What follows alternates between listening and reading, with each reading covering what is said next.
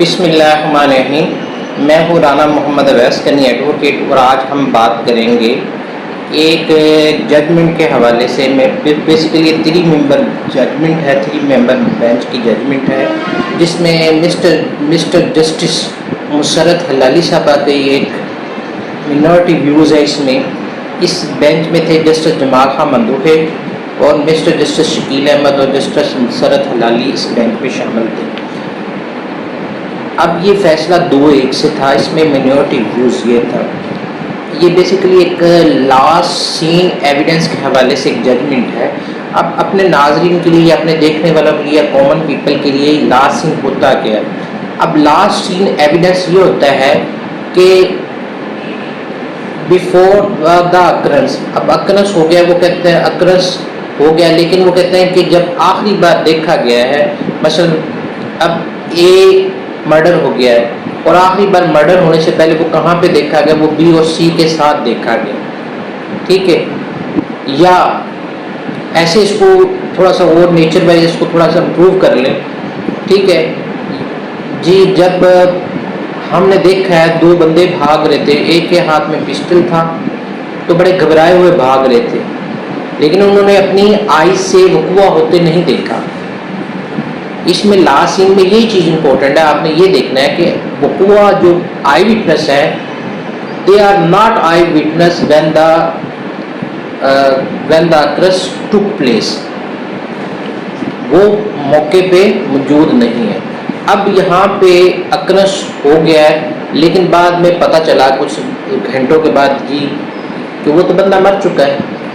تو اس سے کیا پتہ چلا؟ اس سے یہ آئیڈیا ہوا کہ جو مرنے سے پہلے یہ 2 ملزمان تھے، اس کے ساتھ دیکھا گیا۔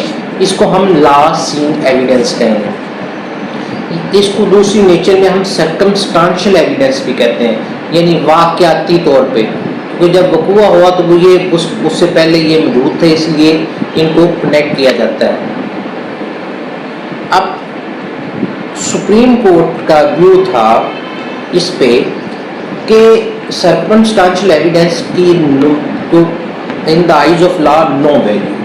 اب سادہ سی بات ہے کہ اب اس میں وقوع ہو رہا ہے، وقوع ہونے کے بعد کچھ چیزیں سوا مثل پہ آتی ہیں جی یہ اتنے وقوع تھا، یہ تھا، اس سے پہلے یہ کھانا کھانے جاتے ہیں، کھانا کھانے کے وقت ان کا آپس میں لین دین کا تنازع تھا، لین دین کا تنازع کی وجہ سے تو یہ سے ملنے گئے، انہوں نے اکٹھا کھانا کیا، بعد میں پتہ چلا کہ اس کی ڈیتھ ہو گئی ہے۔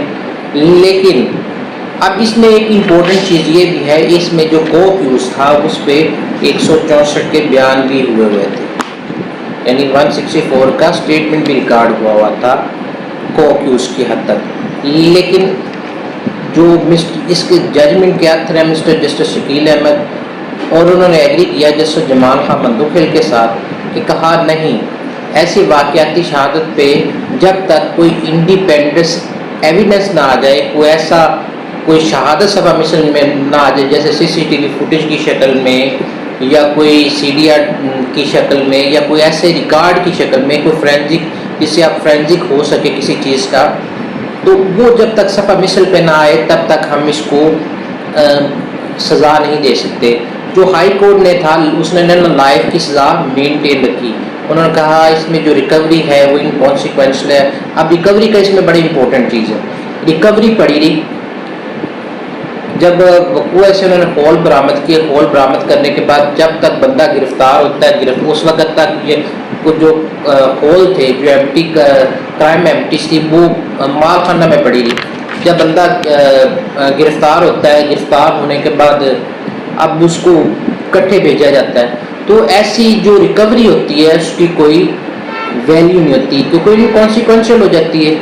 اب ظاہری بات ہے، آپ اتنی دیر یا تو پہلے بھیجتے جب بندہ، یعنی آپ بندہ گرفتار ہوا ہے کوئی کچھ عرصے بعد، 1 ماہ کے بعد تقریباً عرصہ 1 ماہ کے بعد ہوا ہے، اب وہ گرفتار ہو گیا، گرفتار ہونے کے بعد اس کے بعد کٹھی بھیجی جا رہی، تو ایسی جو ریکوری ہے اس کی ویلیو کوئی۔ اس وجہ سے انہوں نے ان گراؤنڈ کو بیس بنا کے، اس وجہ سے ہائی کورٹ نے کہا جو سزائے موت اس کو کنورٹ کیا لائف میں، اور یہاں پہ سپریم کورٹ نے ٹوٹل کیس ایکویٹ کر دیا، جس میں مسرت ہلالی صاحبہ کا میورٹی ویوز یہ تھا کہ جو آرٹیکل 40 ہے US کا وہ بھی اس کو اٹریکٹ کرتا ہے کہ اس کی شہادت ہے.